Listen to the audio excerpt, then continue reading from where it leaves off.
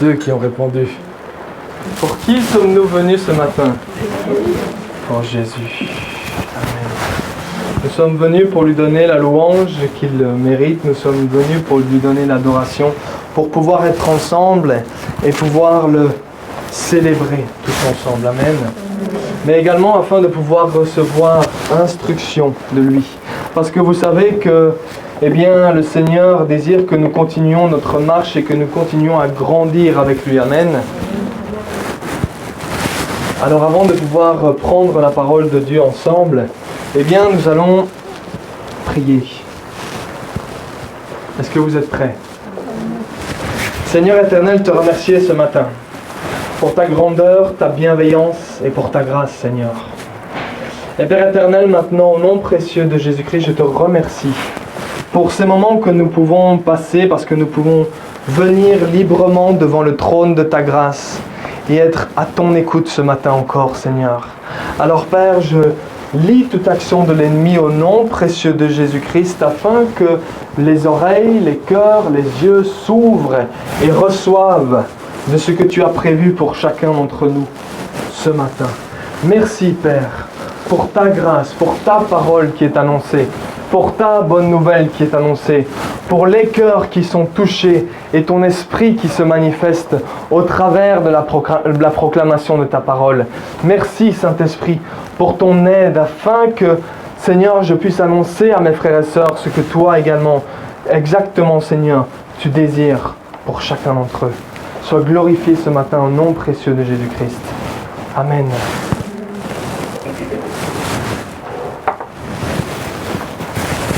Bon, ce matin, je suis venu pour vous annoncer une bonne nouvelle.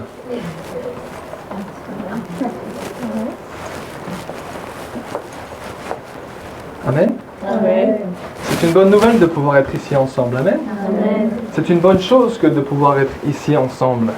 Mais c'est surtout, nous allons parler aujourd'hui de cette bonne nouvelle. Et cette bonne nouvelle, c'est que Christ nous a donné la victoire. Amen. Il nous a donné une victoire complète dans notre vie. Amen. C'est ce dont nous allons parler aujourd'hui. C'est un sujet qui nous concerne tous. Et c'est un sujet qui change nos vies lorsque nous savons qu'en Christ, il nous a donné la victoire sur toutes les situations et dans toute notre vie. Amen. Alors afin de pouvoir mettre ce principe en action et de pouvoir le voir ensemble, nous allons prendre un verset qui se trouve dans le livre d'Hébreux, dans la lettre aux Hébreux. Et dans cette lettre, il va expliquer d'abord, avant le passage que nous allons prendre ensemble, il va expliquer que Jésus-Christ est venu en chair et en os. Il est venu en chair et de sang. D'accord? Donc il est venu sur terre. Le premier qui vous dit que Dieu n'est jamais venu sur terre, c'est pas vrai. Son nom, il l'annonçait, il est Emmanuel, Dieu avec nous. Amen. Amen. N'est-ce pas les filles? Il est Dieu avec nous. N'est-ce pas les filles? Il est Dieu avec nous. C'est ceux qui sont juste devant et qui m'entendent le moins. C'est quand même dingue.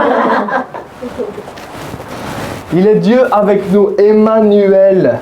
Et c'est un principe tellement important. Oui, il est pleinement humain. Oui. Et il est pleinement Dieu. Oui, il l'a fait. Dans la chair, il s'est humilié afin de venir sur terre avec nous et pour nous. Amen.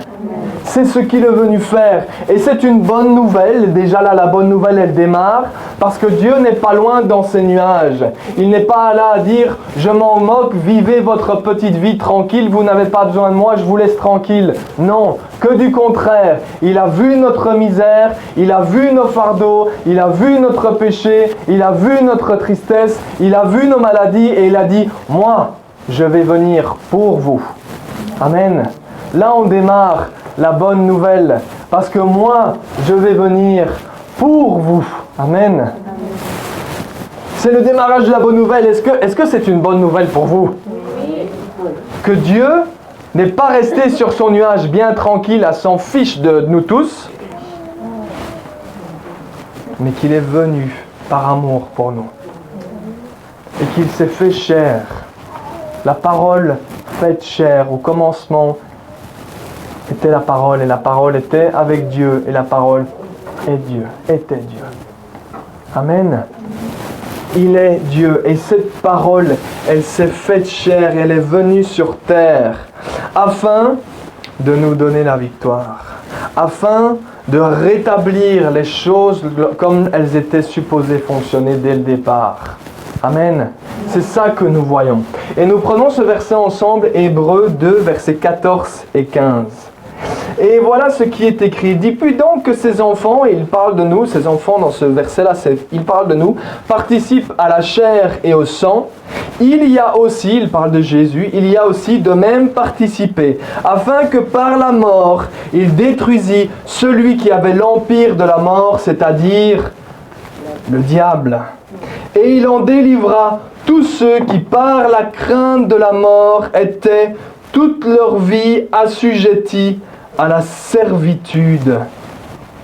Voilà ce que notre Seigneur est venu faire. Vous le voulez en 2 phrases? C'est ça qu'il est venu faire. Il est venu nous délivrer. Il est venu nous sauver. Mais regardons un petit peu ces versets un peu plus en détail. Il dit puis donc que ces enfants, c'est-à-dire nous, participent à la chair et au sang. Lui aussi, Jésus, parce que c'est de lui qu'il parle un peu plus tôt, lui aussi de même, il y a aussi de même participé, afin que par la mort, il détruisit, premièrement, il détruisit celui qui avait l'empire de la mort, c'est-à-dire le diable. Le diable a l'empire de la mort. L'empire de la mort. Certaines traductions, les traductions plus récentes, diront la puissance de la mort ou le pouvoir de la mort. Le terme l'empire, c'est qu'il a une domination de mort. Il domine par la mort. Son fonctionnement, c'est qu'il domine sur les situations. Dans toutes nos situations, il désire dominer par un point uniquement, c'est par la mort. Maintenant, qu'est-ce qu'on entend par la mort? Qu'est-ce que vous comprenez par la mort? Vous ne voyez que l'aspect, la mort physique? Alors, j'ai été vous chercher dans le dictionnaire la définition précise du mot grec de la mort, afin qu'on comprenne exactement ce sur quoi le diable avait une emprise et sa manière de fonctionner. Vu qu'il dit que le premier point, c'est qu'il a détruit l'empire de la mort, c'est-à-dire le diable. Cette mort, donc l'empire, la domination de la mort, cette mort, c'est le mot en grec, je ne vous l'invente pas, thanatos. Et ce mot thanatos en grec, il veut dire à la fois, effectivement, il y a plusieurs significations. La première, c'est effectivement la mort du corps, c'est-à-dire la séparation de l'âme et du corps par lequel se termine la vie sur terre. Là, jusque-là, tout le monde est d'accord. Le principe de la mort, c'est ce moment où notre corps s'arrête. On est d'accord jusque-là. Mais implicitement, il dit, c'est avec l'idée implicite, donc l'idée... comment est-ce que je peux dire implicite? L'idée sous-entendue, oui, c'est ça aussi, merci. L'idée que il y a cette misère, et je vous lis la définition, hein. Il y a un sous-entendu, cette idée de misère future de l'enfer, donc c'est le pouvoir de la mort. D'accord ? Donc il a la domination par cela. Il y a également cette référence par rapport à l'enfer en lui-même, le monde souterrain, la demeure de la mort, il parle de l'enfer, mais de manière plus globale. Regardez ce que cette mort veut dire.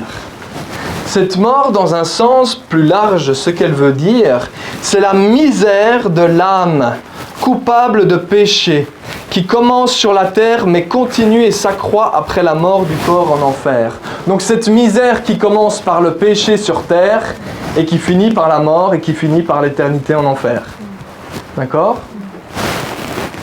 Et également, dans un sens plus large, la mort qui inclut toutes les misères provenant du péché, tant la mort physique que la négation d'une vie consacrée à Dieu, bénie par lui sur terre et qui sera suivie de misère en enfer. Autrement dit, ça fait beaucoup de mots et beaucoup de grands mots, et je le comprends bien, c'est cet aspect, pour faire simple, c'est l'aspect qu'il domine par la mort. Ce n'est pas juste la mort comme on peut le voir dans cet aspect de mon corps s'arrête et puis il s'arrête, il y a la mort. Non, c'est aussi, il domine par l'entièreté de la misère que le péché a amené sur terre et qui nous empêche d'avoir une relation avec Dieu. Ce que le diable veut, c'est que nous soyons des pauvres misérables. Et les pauvres misérables, c'est ceux qui n'ont pas de relation avec Dieu. Aussi simplement que ça. D'accord ? Ce n'est pas juste celui qui veut mettre fin à notre corps physique, bien que sachez qu'il désire absolument mettre fin à votre corps physique afin que votre mission ici s'arrête et que si nous n'étions pas sauvés, pour ceux qui ne sont pas sauvés, qu'ils aillent en enfer avec lui. Ça, c'est son désir. Mais son désir aussi, c'est que le monde reste dans la misère, dominé par la peur, dominé par la crainte de la mort, séparé de Dieu. Ça, c'est son désir. Et il règne par ça. Il domine, plutôt devrais-je dire, il domine par cela. Lorsque vous voyez ce verset, il détruisit celui qui avait l'empire, donc la domination de la mort, c'est-à-dire le diable. Qu'est-ce qu'il fait ? Le diable désire que nous gardions cette misère séparée de Dieu. Et il va tout mettre en place afin que cette misère, ce péché, cette désobéissance nous garde éloignés de Dieu. Comme ça, il s'assure qu'à la mort physique, nous passons l'éternité en enfer parce qu'il vous déteste, il me déteste, parce que nous sommes faits à l'image du Père. Amen. Vous comprenez bien ce principe-là. Donc, ce dont Christ nous a délivrés, il a détruit cette domination qui entraînait le diable à garder les gens dans la misère jusqu'à ce qu'ils meurent. C'était par cette domination du péché, en inclinant le péché vers l'homme, il gardait les hommes dans la misère jusqu'au moment où ils étaient systématiquement séparés de Dieu et ils mourraient séparés de Dieu pour l'éternité. Amen. L'empire de la mort, c'est ça. Mais il a aussi, je réalise que ce n'est pas une bonne nouvelle jusqu'ici, mais on y arrive, d'accord ? Il délivra aussi tous ceux qui, par la crainte de la mort, étaient toute leur vie assujettis à la servitude. Alors, Jésus-Christ a délivré ceux qui, par la crainte de la mort, ils étaient toute leur vie assujettis à la servitude. Cette crainte de la mort, vous savez ce qu'elle est ? C'est cette crainte du moment où tout s'arrête. Cette crainte de ce moment où on dit stop et il n'y a plus rien après. Cette crainte-là. Et cette crainte, elle peut être résumée par une phrase bien précise que nous lisons dans la parole de Dieu aussi. Cette crainte de la mort, elle va se manifester, elle va se mettre en place, elle va se montrer sous un jour, et ce jour c'est « mangeons, buvons, car demain nous mourrons ». C'est-à-dire, un jour ça va se finir, et un jour tout va s'arrêter. Donc autant profiter de tout ce qu'on peut faire maintenant, autant faire tout ce qu'on peut faire maintenant et ne pas s'arrêter, parce qu'un jour, ça va s'arrêter. Vous voyez ce que le diable désire faire, c'est qu'il désire nous enlever cette notion d'éternité. Il désire que nous n'ayons pas cette notion d'éternité. Et en plus, cette notion qu'un jour, on devra rendre des comptes à quelqu'un. Il désire, et même lorsqu'il permet à ce que nous ayons cette notion d'éternité, il va la détourner afin qu'on commence à croire dans la comment ça s'appelle déjà ? La réincarnation ou ce genre de choses. Et à ce moment-là, eh bien effectivement, il n'y a pas de temps, il n'y a aucun moment où on doit rendre des comptes à qui que ce soit. Il n'y a pas de moment d'éternité. C'est un cercle sans fin. D'accord ? Ce que le diable désire, c'est justement que nous soyons dans cet état où nous nous disons, eh bien, un jour ce sera fini, alors je vais continuer à faire ce que moi je veux. Et en faisant cela, je vais être assujetti assujetti, je vais être sujet, je vais être esclave. Esclave du péché. Esclave du péché parce que tout ce qui va compter, c'est moi. Et maintenant, et tout de suite. Et tout ce qui va être le plus important, c'est mon confort. Et maintenant, et tout de suite. Et ce qui va être le plus important, c'est mon désir. Et maintenant, et tout de suite. Et nous allons voir que plus le désir va être développé, plus le confort va être développé dans ce sens, et plus il va amener de la misère, et encore de la misère, et encore de la misère, parce que le péché étant insatiable, il ne cesse de vouloir plus, et plus, et plus. Waouh, quelle bonne nouvelle! Mais oui, c'est une bonne nouvelle. Bien sûr que oui, ce qui est écrit, c'est une bonne nouvelle. Parce qu'il est noté que Christ nous a écrasé la domination du diable. Ce qui veut dire qu'il a cassé cette spirale. Il a écrasé la domination du diable et il a délivré ceux qui justement restaient dans leur misère et n'arrivaient pas à voir le cycle qui s'arrêtait. Il les a délivrés. Amen. Bon allez, j'ai un exemple pour vous montrer ce que Christ a fait, afin que ce soit plus clair. Si vous avez gardé en poche exprès, vous voyez les clés? Je te donne à lire. Bon, tu les tiens. Tu les tiens comme ça. D'accord? Tout le monde voit la main de Lia? Oui. Ce qui s'est passé il y a plusieurs milliers d'années, lorsque Adam et Ève étaient sur le... Ta main au bras. Je la vois déjà léger. Ce qui s'est passé il y a plusieurs milliers d'années, lorsque Adam et Ève étaient dans le jardin d'Éden. Qu'est-ce qui est venu? Le serpent est venu. Et le serpent, il met un peu les clés comme ça. Le serpent, il a dit, tu vois Lia, tu vois Adam, l'arbre là-bas, tu vois Ève, eh bien tu vois le fruit que Dieu t'a dit de ne pas prendre. Eh bien va le chercher parce que c'est un menteur. C'est pas vrai ce qu'il a dit. Et pendant le moment où la désobéissance était en place et que le fruit était pris, les clés qui étaient les clés de ta victoire, les clés de la domination, les clés que Dieu t'avait confiées pour ta vie, les clés de la domination sur terre, le moment où tu as été saisir ce fruit, qu'est-ce que le diable a fait? Il a fait ça. Il a pris, et je ne les donnerai à personne parce que le diable c'est personne ici. Et il les a pris pour lui. Et la domination qui était supposée nous appartenir à nous, il l'a pris lui.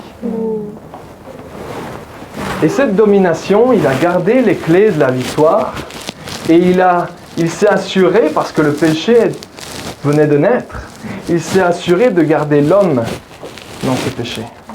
Et il s'est assuré de mettre toutes ces pièces à place afin que l'homme reste dans cette misère, reste dans cette spirale, reste dans ce péché constant. Les clés, c'était lui qui les avait. Il est le prince de la puissance de l'air, il est celui qui domine sur cette terre. Les clés, c'est lui qui les avait. Qu'est-ce que Christ a fait? Regardez ce que Christ a fait. Il est venu sur terre. Est-ce que Christ a péché? Est-ce que Christ a commis une quelconque faute à aucun moment? Est-ce qu'il est passé à côté de quoi que ce soit à un quelconque moment? Non. Il a fait parfaitement la volonté du Père. Il est resté parfait dans la chair, bien qu'étant sous la même forme de chair que nous.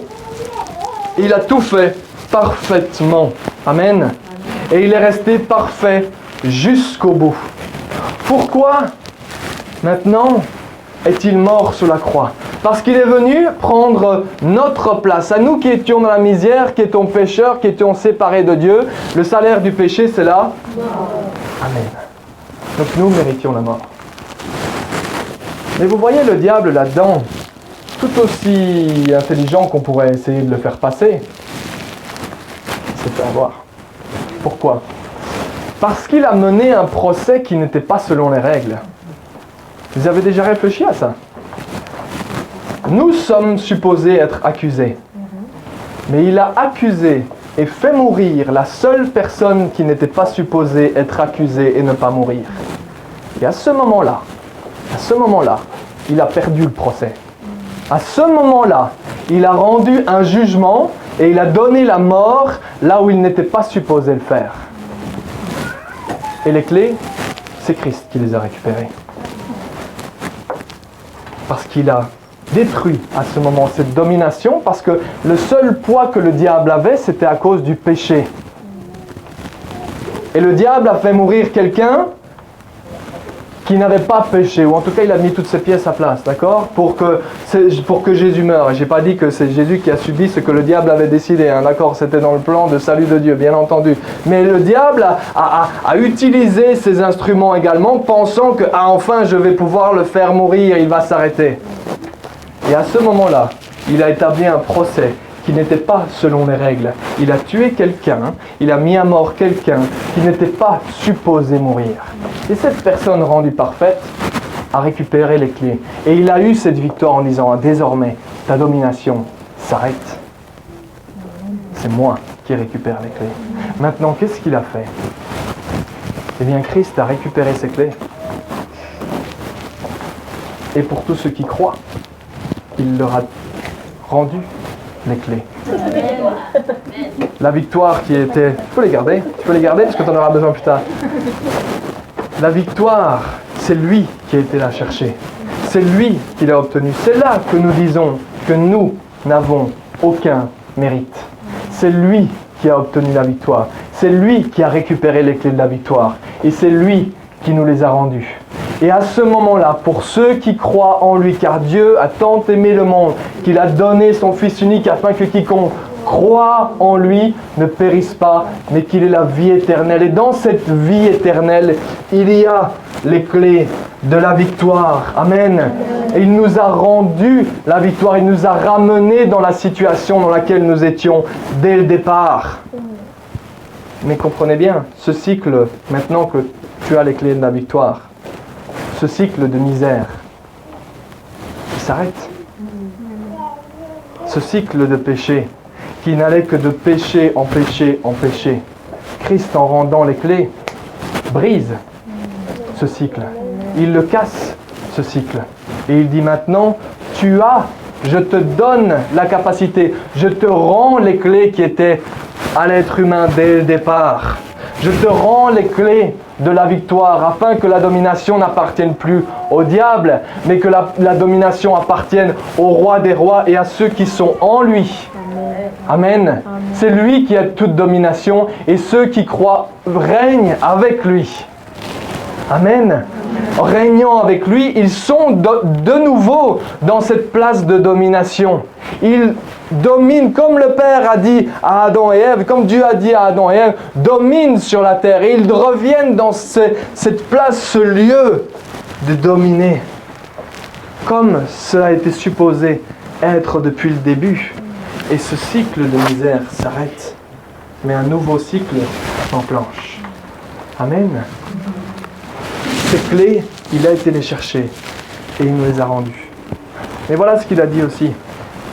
Il dit juste après, Hébreux 2, 18, il dit « Car ayant souffert lui-même et ayant été tenté, il peut aussi secourir ceux qui sont tentés. » Autrement dit, il dit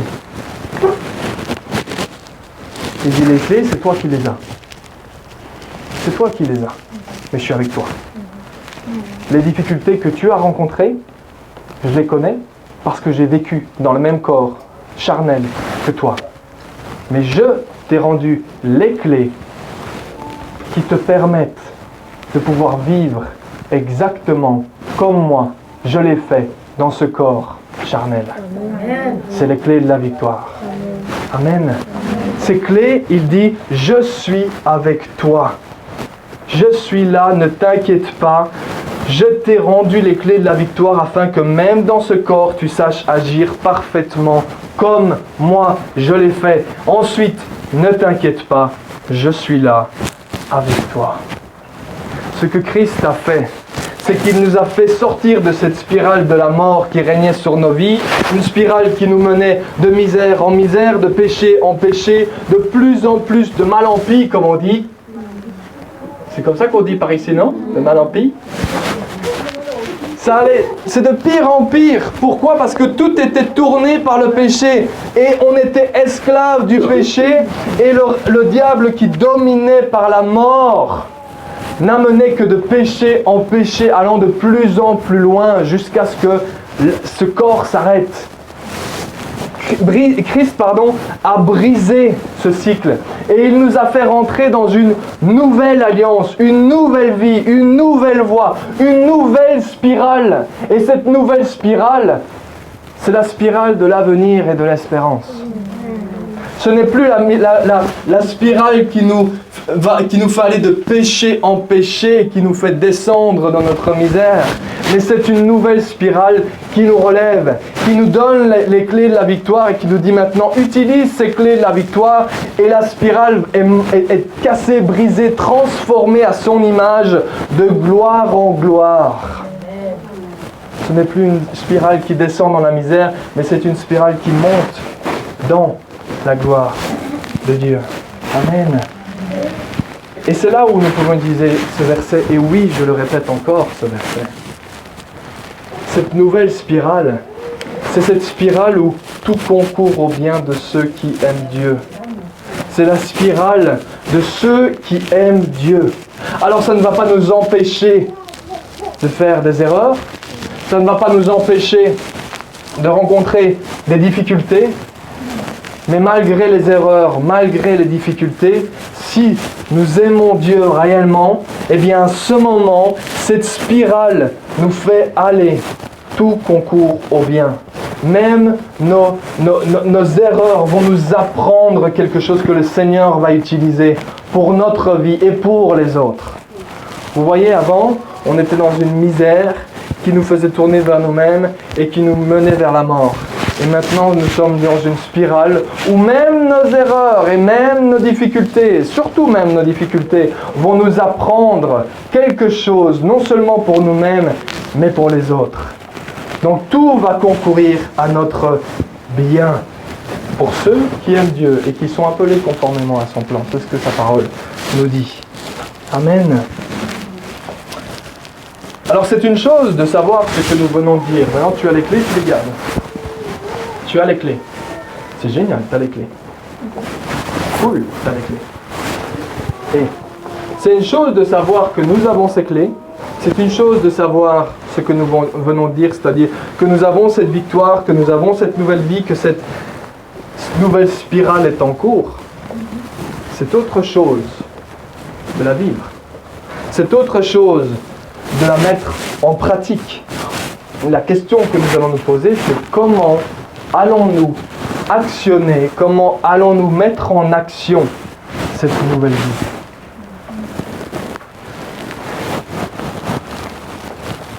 La question qui est posée, c'est, on a les clés en main, les clés de la victoire, elles sont en main, comment est-ce qu'on va les utiliser maintenant? Quelle direction est-ce que je dois choisir? Parce que c'est bien d'avoir un trousseau de clés, mais si on ne sait pas comment les utiliser, c'est compliqué. D'accord? Eh bien, voilà ce qu'il est écrit un tout petit peu plus loin dans Hébreux chapitre 3, verset 1. Il est écrit, ainsi donc, frères et sœurs saints, vous qui avez part à l'appel céleste, portez vos pensées sur l'apôtre et le grand prêtre de la foi que nous professons, Jésus-Christ.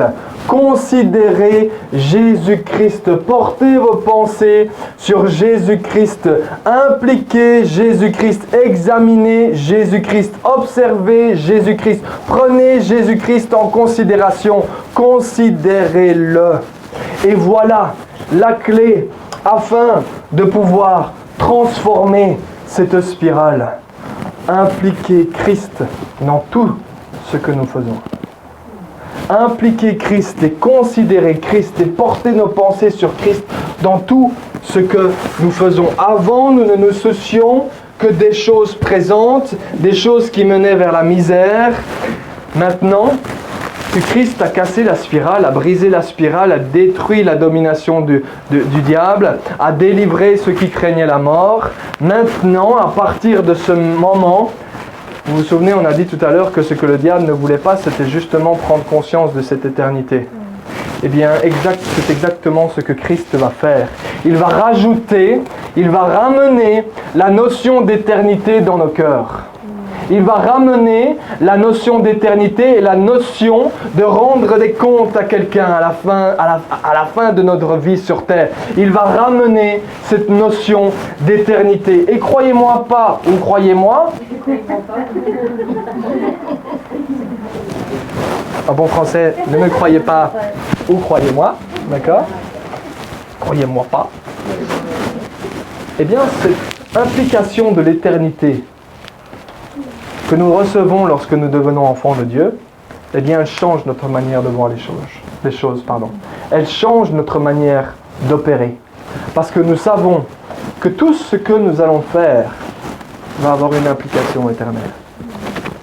Tout ce à quoi nous allons participer va avoir une implication éternelle. Qu'est-ce que ça veut dire considérer Jésus-Christ et porter Jésus-Christ dans vos pensées, dans tout ce que vous faites?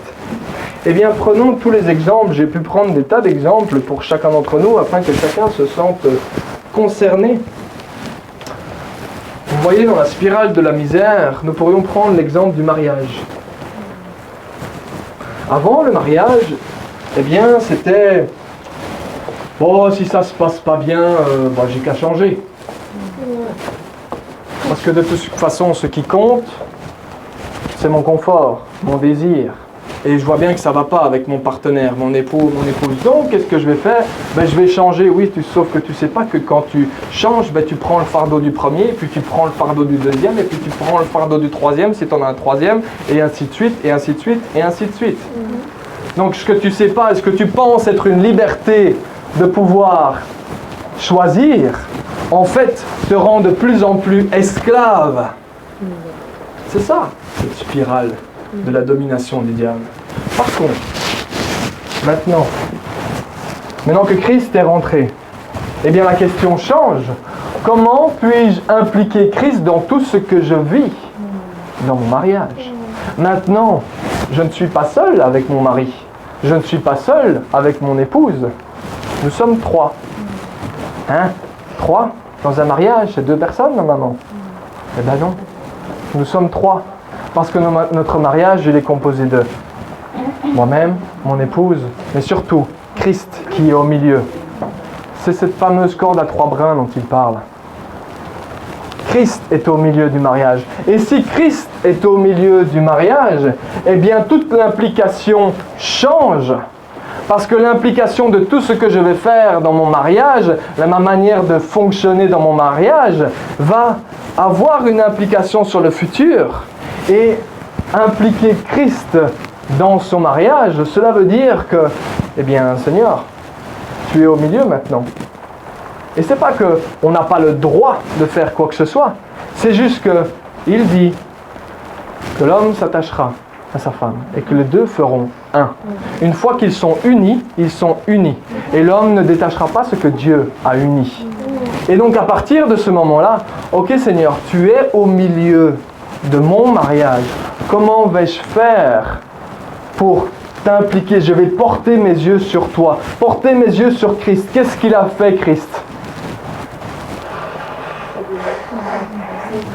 Il s'est donné. Il a aimé.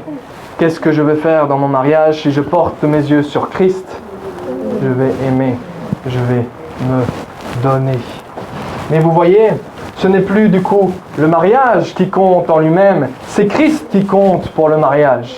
C'est lui qui devient le centre de l'opération parce que c'est lui qui a été chercher les clés de la victoire. On l'a chanté tout à l'heure. C'est à toi que revient tout l'honneur et la gloire. C'est toi et toi. Personne n'est semblable comme toi. Comment ne pas te louer? Toi. Parce que c'est toi qui deviens le centre de notre mariage. Et je ne suis pas tout seul, et Isabelle n'est pas tout seul. Nous sommes avec toi, et c'est toi qui deviens le centre de notre mariage. Vous savez, petite parenthèse, pour ceux qui désireraient se marier, moi je me souviens, et je parle pour mon cas en tout cas d'expérience, quand j'ai rencontré Isabelle, on était aux États-Unis. Elle n'est pas là, Isabelle? Ah non, elle est avec les enfants. Et je me souviens que, alors oui, on a un désir de trouver une femme, on a un désir de trouver un mari. Ça s'appelle aussi les hormones qui fonctionnent. À l'époque, j'étais plus jeune. Mais surtout, à ce moment-là, j'avais un désir, Et le plus gros des désirs, alors oui, il y a le désir de trouver une femme aussi, mais il y avait surtout ce désir de dire, Seigneur, je veux te servir. Seigneur, je veux te servir. Comment est-ce que je peux te servir? Et au fur et à mesure que cette phrase résonnait et était impliquée et restait gravée, eh bien, Isabelle s'est rajoutée à un certain moment. Mais Isabelle s'est greffée, est-ce que je pourrais dire ça? Qu'elle s'est greffée dans l'opération. Et dans cette opération, quel était le but? D'être là l'un pour l'autre, de vivre l'un avec l'autre, bien entendu, mais pas de vivre l'un avec l'autre juste pour le principe comme avant, de vivre l'un avec l'autre, juste pour dire, ben on est mariés, on a un couple, on a des enfants, juste pour le principe. Non, pourquoi est-ce qu'on va être mariés? Notre but ultime, c'était, allez, pour être franc avec vous, moi quand elle est arrivée près de moi et qu'un jour on a commencé à parler et que j'ai dit, moi c'est pour me marier ou c'est pour rien? C'est pour servir Dieu ensemble ou c'est pour rien? Parce que si c'est pour flirter, pour avoir des rendez-vous, que ce soit, moi ça fonctionne pas ça. Moi ça fonctionne pas. Alors on passait beaucoup de temps ensemble parce qu'on était amis à l'époque. Mais quel était notre but? Quand je lui ai dit, c'était ok, si on va se greffer ensemble, eh bien ce sera pour servir Dieu ensemble. Qui devient le centre? C'est lui. Portons nos yeux sur Christ. Autre exemple, l'école. Avant l'école, ça pouvait servir à dire « Ah, j'ai plein de connaissances. Pourquoi est-ce que je vais apprendre le coréen ?» Pour dire à tout le monde que je peux apprendre le coréen. Pour dire à tout le monde, vous avez vu comme je connais bien les langues. Vous avez vu comment je parle bien.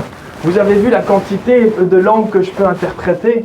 Vous avez vu la grosse tête que j'ai. Toute l'intelligence. Mais en fait, plus on avance dans cette intelligence, et plus on va être assujetti à cette intelligence, parce que cette intelligence va nous amener dans les choses du monde. Alors qu'en Christ, impliquons Christ, portons nos pensées sur Christ. En portant nos pensées sur Christ, que se passe-t-il? Eh bien, Seigneur, mes langues, elles ne sont plus là pour moi, elles sont là pour toi. Seigneur, quelle est ta volonté? Qu'est-ce que tu veux que j'apprenne? Et comment veux-tu que je l'apprenne? Pourquoi? Parce que les choses là, qui vont représenter des difficultés aussi, eh bien, elles concourront à mon bien, mais pas seulement à mon bien, mais elles seront utiles afin de le partager, de servir Christ. C'est à ce moment que les clés de la victoire sont dans nos mains. C'est parce que je sers Christ. La victoire, elle est avec lui. Elle n'est pas dans le fonctionnement du monde, mais elle est avec lui et lui seul. En l'impliquant dans ce que nous vivons, eh bien c'est à ce moment-là que cette capacité va me permettre de le servir, lui, et le monde qui se trouve autour de moi aussi. C'est pas pour moi dire que j'ai une grosse tête, c'est pour le servir lui et ceux qui sont autour de moi. Amen. Mais ça va avoir une implication éternelle. Pourquoi? Eh bien parce que les capacités qu'il m'a données, les dons qu'il m'a donnés, les capacités que je vais apprendre vont me permettre de toucher d'autres personnes d'une manière ou d'une autre et vont avoir une implication dans l'éternité pour les personnes que je vais pouvoir toucher, enseigner, édifier ou faire grandir ou faire découvrir Christ grâce à cette langue, grâce à cet outil qu'il m'a donné. Tout prend de la valeur parce qu'il nous a rendu les clés de la victoire. Mon travail, mes enfants, pourquoi est-ce que je vais au travail? Juste pour gagner beaucoup de sous?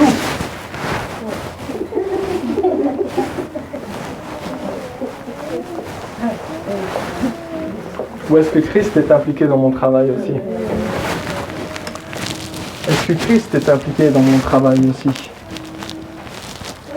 Est-ce que Christ est la raison aussi pour laquelle je vais travailler lorsque je vais au travail et je dis Seigneur, mais aide-moi à être un représentant. Aide-moi à te représenter. Aide-moi à te ressembler. Aide-moi à partager. Aide-moi à saisir les opportunités. Que ce soit pour mes enfants également, qui sont à venir pour ma part. Les enfants également. Seigneur, mes enfants, ils sont là avec toi. Je les évite juste pour le principe de dire que je suis le meilleur, pour cette spirale qui m'amène de nouveau dans la misère. Non, pour impliquer Christ et dire l'incidence que je vais avoir sur eux, c'est moi qui ai entre mes mains leur éducation, mais aussi la direction dans laquelle je les pointe. Est-ce que je vais les pointer dans la direction du monde ou est-ce que je vais les pointer dans la direction de Dieu, de Christ? Amen. C'est cette victoire que Christ nous a donnée. Il nous a donné les clés afin que notre vie ne soit plus ce qu'elle était, afin que nous soyons délivrés de ce principe de tout s'arrête, mais afin que tout prenne une valeur. Mais une valeur, pas si nous vivons comme le monde, mais une valeur si nous vivons pour lui. Et à ce moment-là, la victoire est présente. Parce que nous ne sommes plus assujettis au péché, nous vivons librement pour lui, dans la justice, dans la paix, dans la joie, uniquement pour lui. Et là, nous savons que cela prend une victoire éternelle. Nous savons que nous marchons dans cette victoire éternelle. Mon travail, mes enfants, ma maison, tout va prendre de la valeur parce que l'implication est éternelle. Amen. Un dernier point, avant de clôturer. Un dernier point, ces fameuses clés que tu en as. Christ nous a rendu les clés de la victoire. Et en nous rendant les clés de la victoire, le point principal, c'est que tout a pris plus de valeur si nous l'impliquons au centre et surtout si nous le plaçons par amour, parce que c'est par amour pour lui, au milieu de toutes nos circonstances. À ce moment-là, la spirale va dans le tout concourt au bien de ceux qui aiment Dieu. Amen. Et ça, c'est la spirale de la victoire. Mais le dernier point que j'aimerais mettre, c'est encore faut-il savoir utiliser ces clés. Parce que oui, le point de base, c'est je veux vivre pour Christ. Et j'aime Christ, donc effectivement, je suis dans la bonne direction. Mais les clés qu'il nous a données de cette victoire, encore faut-il savoir comment les pratiquer, encore faut-il savoir comment agir. Amen. Si vous avez un trousseau de clés, mais vous ne savez pas dans quelle porte elle va, ça va être compliqué. Si ça, vous pensez que ça va ouvrir la porte de mon entrée, vous vous trompez. Vous avez beau essayer pendant 3 heures, ça ne va pas fonctionner. Si par contre vous prenez celle-là, et je la garde pour moi cette fois-ci, là, ça va fonctionner. Donc, comment est-ce que je vais savoir quelles clés utiliser et comment les utiliser? Parce que j'ai les clés de la victoire, maintenant j'ai la capacité d'ouvrir les portes. J'ai la capacité de fonctionner comme Christ a fonctionné. Mon cœur, il est que, Seigneur, j'ai les clés, j'ai bien pris conscience que j'ai les clés, tu m'as rendu les clés, tu as détruit la domination du diable, tu m'as délivré de la crainte de la mort, je ne suis plus esclave du péché, mais je veux te servir toi parce que je t'aime toi. Là, on est dans la bonne direction, on a les clés en main, on peut mettre la victoire en place. On est dans le bon courant et dans la bonne spirale. Maintenant, quelles clés utiliser quand, comment et avec qui et pourquoi? Comment est-ce que je vais le savoir? Bien, Dieu a mis, c'est le dernier point pour aujourd'hui, Dieu a mis 3 aides pour nous aider. La première, c'est sa parole. Et c'est pour cela qu'il est aussi important de lire sa parole. Parce que c'est sa parole qui va nous montrer les clés. Elle va nous les désigner. D'accord? Elle va dire, voilà, vous voulez savoir comment Christ vit? Eh bien, lisez. Il n'y a pas d'autre manière. Bien qu'aujourd'hui, avec ce qu'on fait, on peut l'entendre. D'accord? Mais il n'y a pas d'autre manière. Comment est-ce que vous voulez voir et agir comme Christ? Et je vous pose la question. Si nous ne lisons pas ce que Christ a fait, ça va être compliqué. Donc, c'est pour ça que la parole de Dieu est mise en avant et qu'elle est utilisée, que Dieu l'a mise à notre disposition afin qu'elle soit une aide pour nous. Afin de faire comme un poteau indicateur qui va nous montrer, voilà la manière d'agir. Voilà les clés, vous les voyez. Elles sont de cette manière. La deuxième aide qu'il a mis à notre côté, vous le connaissez, on a chanté tout à l'heure, c'est notre consolateur. C'est l'Esprit de Dieu. Et lui, en lisant la parole, il va nous expliquer comment utiliser ces clés. Il va nous révéler, il va nous parler, il va nous indiquer, il va nous aider, il va être avec nous pour nous expliquer comment la prendre et comment la mettre dans la serrure, afin d'ouvrir la porte. Donc nous voyons que la parole et l'Esprit vont fonctionner ensemble. Et ils fonctionnent toujours ensemble. Et le troisième outil, saurez-vous le deviner?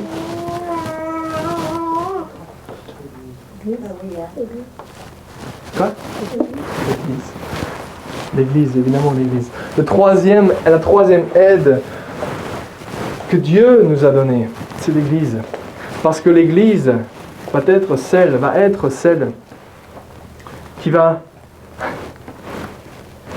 utiliser les 2 premières aides afin d'aider les frères et sœurs à grandir les uns avec les autres et les uns entre les autres. Les deux premiers sont les 2 points principaux, mais l'Église dans son ensemble et les ministères et les responsables vont être présents afin d'indiquer là où il y a peut-être une mauvaise compréhension de la parole, là où peut-être on n'arrive pas à percevoir ce que l'Esprit veut, eh bien l'Église est également là pour pointer dans la bonne direction, avec l'aide des 2 premiers, jamais en dehors des 2 premiers. D'accord ? L'Église fonctionne toujours, ou en tout cas elle est supposée fonctionner systématiquement avec la parole et avec l'aide de l'Esprit. Amen. Vous voyez sa parole, son esprit, son corps qui fonctionnent, tous les 3 ensemble. Amen. Donc si vous voulez marcher, si nous voulons marcher dans la victoire, eh bien oui, il y a lieu de, évidemment, rencontrer Christ, afin que nous sortions de cette misère, afin que nous rentrions dans cette spirale. Il y a ce cœur qui est à développer, qui est un cœur d'amour pour Christ, de dire « Je veux marcher comme toi et avec toi, parce que je sais que tu es avec moi et que tu as rencontré les difficultés que j'ai rencontrées dans ce corps et je sais que tu es avec moi, que tu ne me délaisses pas, que tu ne m'abandonnes pas. Mais je veux aussi apprendre à utiliser ces clés. Et pour utiliser ces clés, eh bien, nous allons lire la parole, nous allons être enseignés par l'Esprit. Et si nous n'arrivons toujours pas à correctement bien utiliser ces clés, eh bien, l'Église est à disposition, les serviteurs sont à disposition, les responsables sont à disposition, afin que nous sachions correctement comment utiliser ces clés, afin de marcher correctement dans la victoire que Christ a acquis pour chacun d'entre nous. Amen. Voilà ce que Christ a fait pour nous. Il a mis à bas, il a détruit cet empire de la mort. Il nous a délivrés de cette crainte de la mort. Et la victoire, il a été la chercher et il nous a donné les clés de cette victoire. C'est-à-dire qu'il nous a donné toutes les capacités dont nous avions besoin afin que cette misère s'arrête et que la spirale qui est avec lui, la spirale de vie, continue d'aller de gloire en gloire. Là est la victoire éternelle. Amen.